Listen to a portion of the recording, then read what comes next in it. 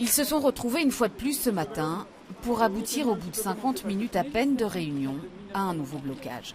Les positions flamandes et bruxelloises sont irréconciliables. Les conséquences, les uns et les autres les avaient annoncées d'entrée de jeu. Mercredi, vous allez l'appliquer, cette loi, cette nouvelle loi? Instruction effectivement à l'administration de lancer l'application de la tolérance zéro. Que vous allez l'introduire alors, la procédure en conflit d'intérêts? Le conflit d'intérêts, oui. Et quand est-ce que vous allez l'activer? Dans les premières heures, oui. Cette fois, c'est l'arrêté bruit de la région bruxelloise de 1999 qui est visé par cette nouvelle procédure flamande en conflit d'intérêts.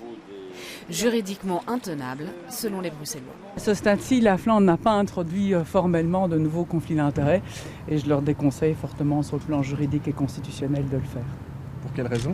Parce qu'il semblerait quand même qu'en vertu des législations qui sont les nôtres, on ne puisse pas introduire des conflits d'intérêts à répétition sur une même norme. Dès l'entame, l'issue de la réunion faisait peu de doute, il faut bien le dire, même si la Flandre annonçait de nouvelles propositions, tout en restant assez vague sur leur contenu.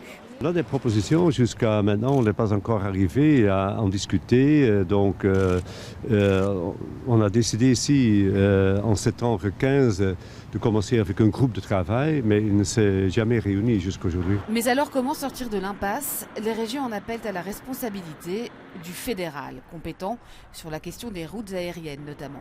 Oui, mais l'intéressé, lui, voit les choses autrement. Je rappelle que le fédéral n'a aucune compétence légale sur la définition du niveau de bruit dans les régions.